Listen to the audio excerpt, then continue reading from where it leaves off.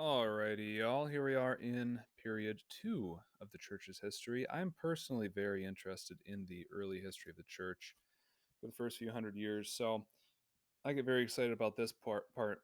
Not that the later stuff isn't cool as well, but I really enjoy this. So we are entering the period from the year 100 till 312.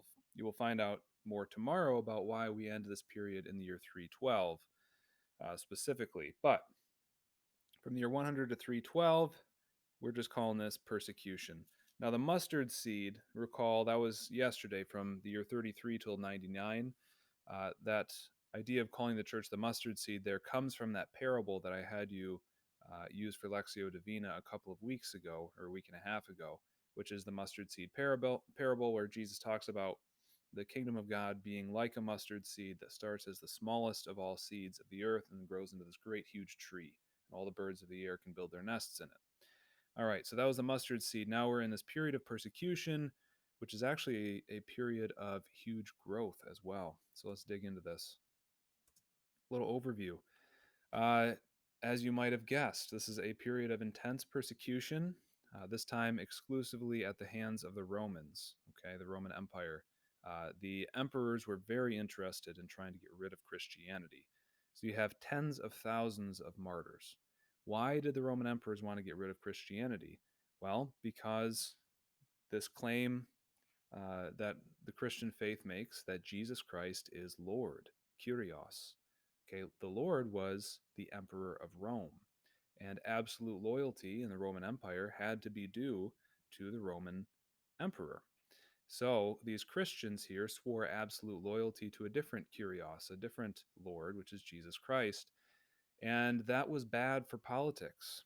All right. They also refused to worship the Roman gods. And so, on this whole kind of exchange between the Romans and their gods, the idea was we have to please the gods in order for them to not destroy us. If we don't please them, if we displease them, then they will destroy us. All right. So, anytime anything went wrong, it was, hey, the gods are displeased. Well, Christians become an easy target because if we look around, something bad happens. While the gods must be displeased, why are they displeased? Well, hey, look at this group of Christians who refuses to worship and offer sacrifice to them. Okay, so the Christians get scapegoated and blamed for a lot of bad things that happen in the Roman Empire, much like happened when uh, Rome burned for 9 days under Emperor Nero. We talked about that yesterday. All right. There are other reasons as well, but those are the big ones there. Refusing to worship the Roman gods and lack of absolute loyalty to the Roman emperor. Okay, a martyr. The word here means someone who is killed for their faith in Jesus, in the Christian faith. So a martyrion is this Greek word which means witness. A martyr is somebody who witnesses to their faith and witnesses to the power of the gospel, even to the point of being killed and refusing to defend themselves. Tens of thousands of people died this way. During this period, ironically, the church grows from thousands of people to about 7 million people by the year 312 or 313. About 7 million people, which is around 14 or so percent of the population of the Roman Empire. And it spreads even beyond the Roman Empire. So, how do you have a period of intense persecution with tens of thousands of people dying for their faith, and the church grows exponentially to about 7 million people? It's the witness of the martyrs. Okay. Tertullian is a famous writer from this period of the church's history, and he has this very, very famous line: the blood of the martyrs is the seed of the church. That witness that people are willing to die for the Christian faith, all right, that converted a lot of people. So to watch somebody walk into the Colosseum knowing they're going to be devoured by hungry lions and ripped apart, and they're singing hymns, and they're not crying, they're not screaming, they're not begging for their lives, but they're celebrating the fact that they're about to enter into heavenly glory. Whoa, okay. If this is a faith that can overcome death, that's something worth listening to. All right. We will dig more into the martyrs and the role of the martyrs in the early church. Okay. During this time, the church is also battling many heresies. In this case, these heresies are all false teachings about who Jesus is and how you get saved. Okay. Docetism, Gnosticism, Marcionism, Manichaeism, and Montanism are all various heresies that get battled here. Docetism, basically, Jesus wasn't real human and he didn't actually suffer and die on the cross. It just looked like it. Gnosticism, love and faith don't matter for salvation. It's all about getting this secret knowledge. Marcionism, the God of the Old Testament and the God of the New Testament are two different gods. The Old Testament God is evil and vengeful and wicked. Therefore, we need to get rid of the Old Testament. Manichaeism, we have it's a form of Gnosticism, but we've got these little sparks of divine light in us, and those just need to be released. And we do that by gaining the secret knowledge, and then boom, those little sparks get freed from the curse of this flesh, and then we attain enlightenment and salvation.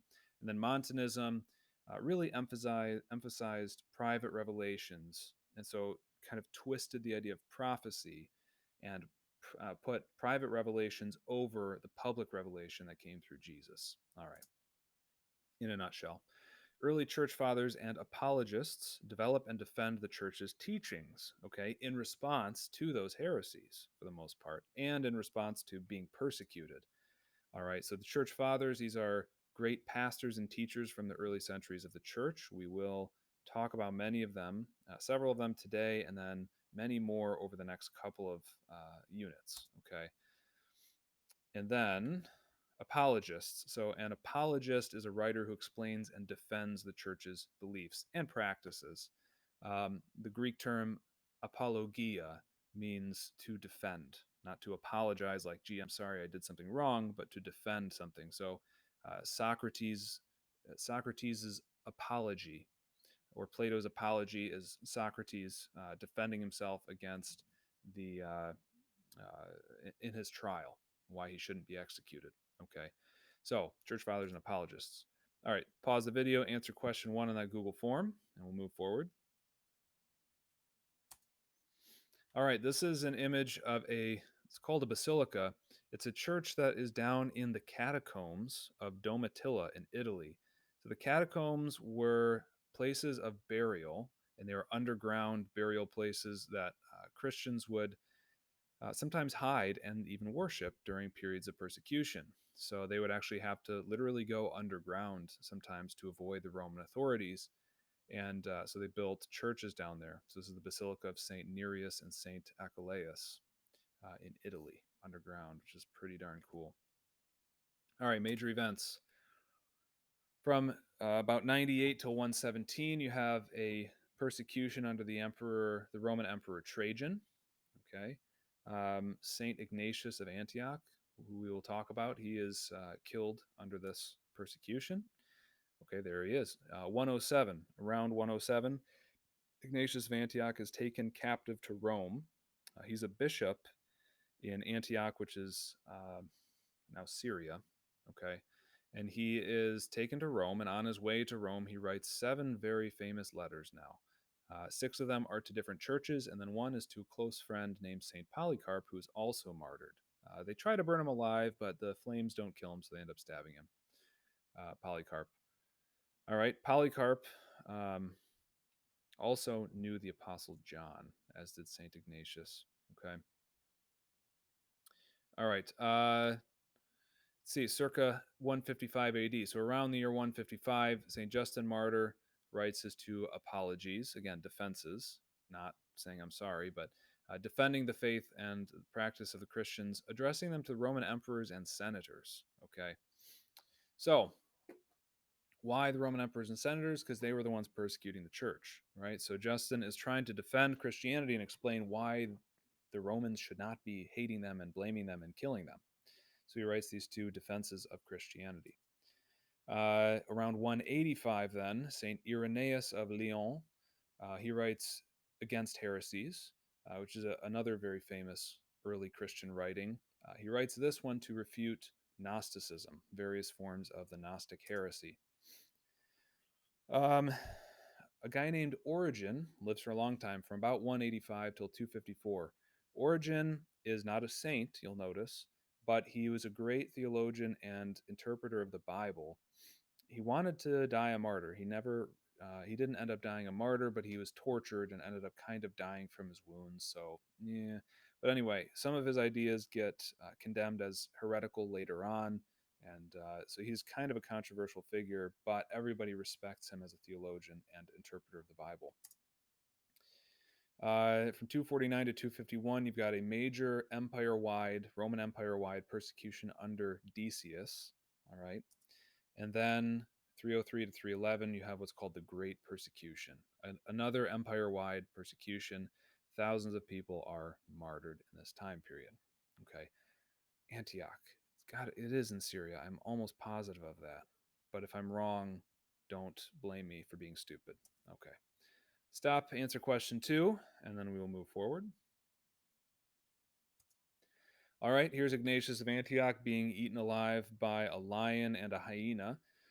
It's a beautiful portrait. That's not at all what he would have looked like. He was Syrian, so he would have been rather dark and swarthy, not at all this blonde European man. But either way, it's a really beautiful painting, and he talks about having his bones ground as bread and all this stuff in his letters. I'm hoping to read his letter to the Romans later in this class.